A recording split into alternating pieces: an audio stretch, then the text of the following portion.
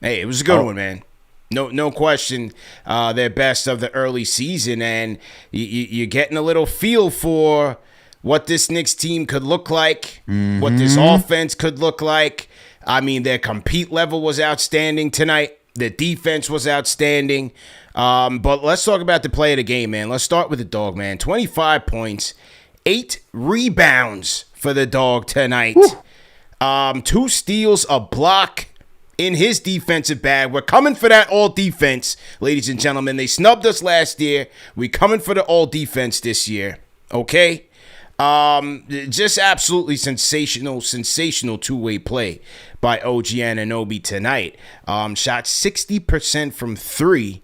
And right now, in this early season, the dog, OG Anunoby, is shooting 40% from 3 on practically 8 attempts, man. He's been fantastic, bro. He's been incredible to start the season. Quite a run for OG, man. I mean, you're talking about shooting 40% from downtown. The man's averaging over 17 points per game while shooting 47% from the field. So OG is doing the damn thing. And not only is he doing that offensively, but defensively, he's just causing havoc. Today, he continues to show how he's so versatile defensively, guarding Julius Randle, guarding multiple wings, guarding anybody that is in front of him, causing turnovers, getting out in transition, getting dunked, CP. How about the one where he gets the steal, passes it to Brunson, gets ahead, and then gets the dunk for the easy 2? Come on, man. OG is doing the damn thing. He's making a statement, man, where he has to be. I don't know, man. The way he's performing right now, it might be an all-star level type performance because he's got the numbers right there. He's shooting very well, and the defense is there, man. He might be getting to that all-star status the way he's going. Yeah, no question about it, man. He's been on a tear, Al, and we've been talking about his potential. He looks completely locked in and settled in with this team since he's been here. Give credit. James Edwards, trilogy of The Athletic, talked about last year his 3-point preparation. You're seeing it pay off right now, as we mentioned at the top of the show. 8 3-point attempts for OG, shooting 40% from the field. And also in this game, the Knicks were finding him off of cuts. And also when they go 5 out, especially, I like how he plays off of Towns when the floor is open. He's attacking the basket, and he's been relentless and finishing well at the rim. So you're seeing what you like about him is his shot profile, because he's getting the threes in high volume, and then he's getting the high percentage 2s as well, and then he's creating his own offense by turning defense into offense. He's been absolutely phenomenal so far this season, bro.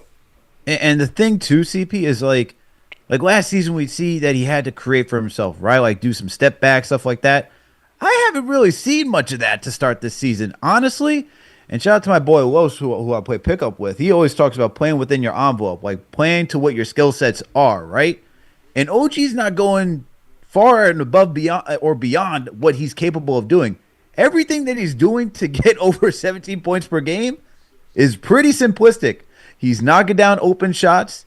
He's getting out in transition, just cutting to the rim, and just getting steals to get easy 2s, man. There's nothing complex about his game right now, and he's averaging 17 points per game. What did Mike Brown say to this man, saying, hey, if you just do your stuff, you're going to get the offense. Don't worry. You don't have to go create for yourself. You don't have to do all the extra heavy work just to go get 2 points. Just be who you are, and you'll be great. And that's what he's doing right now. He's just being who he is. Yeah, no question. Everything within the flow of the offense, setting a tone defensively, and really being the aggressors, and give credit, because he really sparked that Knicks defense along with our next guy who we're going to talk about. OG was the player of the game, but we got to talk about the role player of the game as well. But really just setting that tone for the Knicks defensively. Julius had it going early. He was almost unstoppable in this game. As the game progressed, him and the big. So whenever I need more space in my wardrobe, I sell everything I don't wear anymore on Vinted. Download Vinted.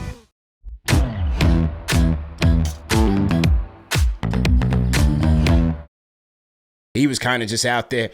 We said it at the top earlier today, like every Our next guy who we're going to talk about, OG was the player of the game, but we got to talk about the role player of the game as well. But really just setting that tone for the Knicks defensively. Julius had it going early. He was almost unstoppable in this game.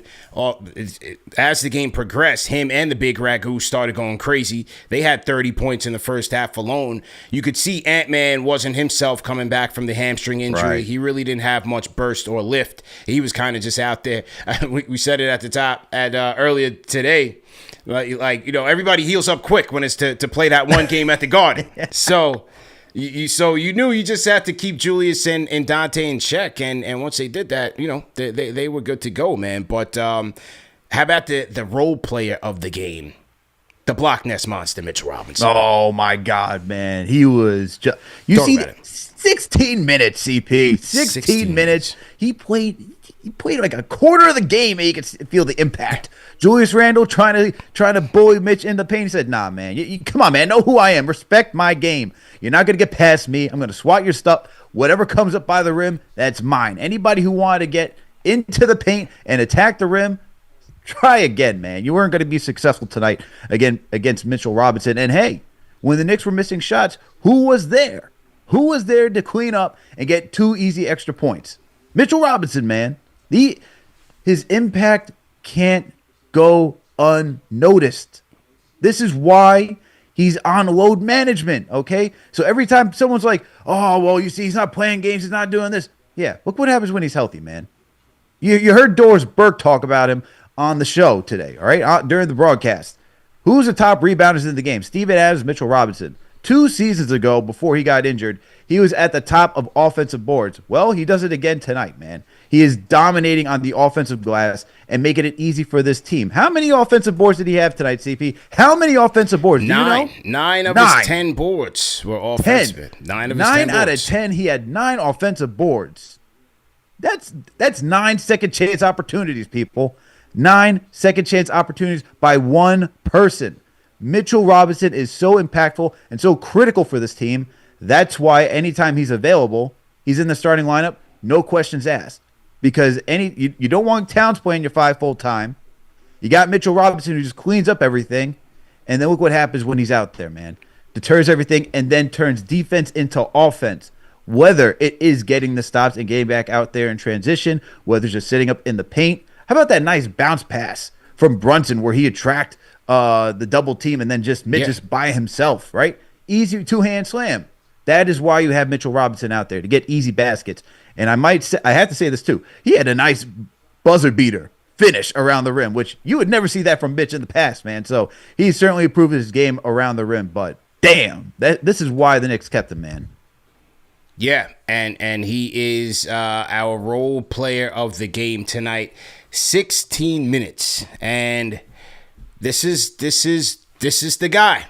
This is the guy where when people, and we get it all the time, oh, you can't say healthy, trade him. And I'm like, who do you want to trade him for?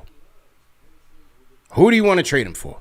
Because if this is the guy that you're going to tell me is going to be able to contribute, there aren't 3 players in the NBA that can do what he does at his peak powers, bro.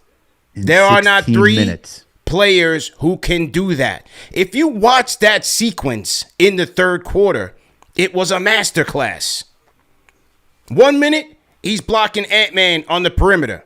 The next minute, he's guarding Julius on the perimeter, forcing a tough shot. The next minute, he's coming down, put back dunk, and 1.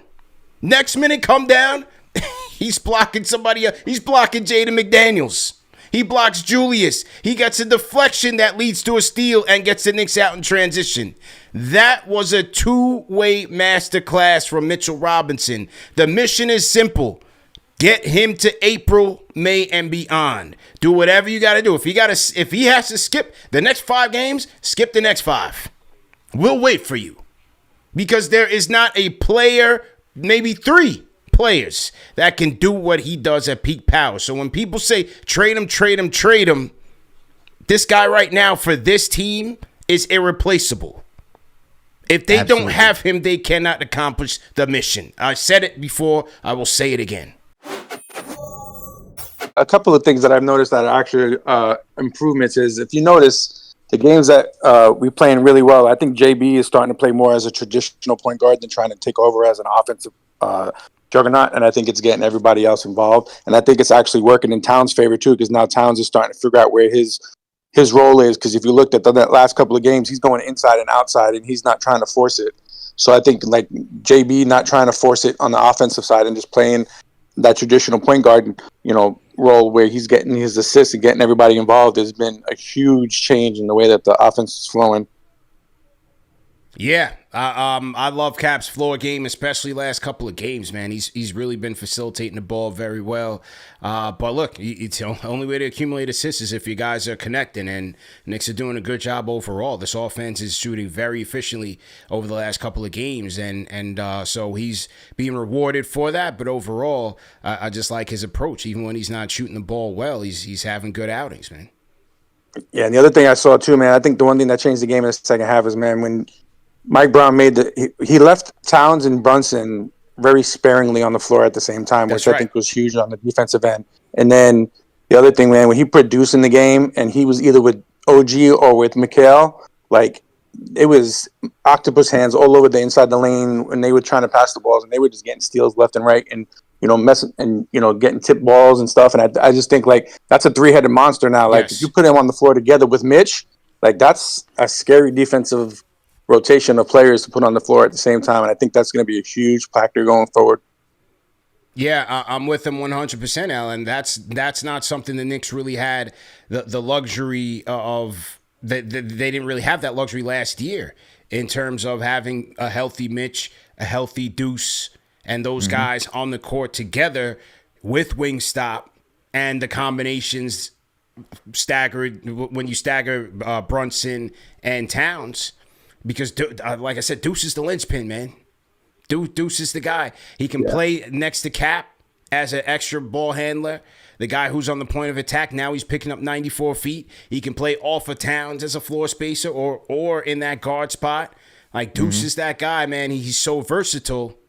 And as William said, defensively, you put him out there with Bridges and OG. It's havoc right now. Yeah, I think the other two thing is I think Josh Hart's finally figuring out he doesn't have to start to make an impact. I think once he's on the floor, he just plays his game and he's going to make an impact regardless if he starts or not. Yep, true indeed, man. Great call. Rate that call in the chat. Good people in the chat. Rate Williams' call in the chat. 1 being trash, 5 being facts. Al, your thoughts? Yeah, I agree with what Will was saying, man, and especially when you think about a defensive lineup of just Bridges, OG, Midge, and Deuce out there.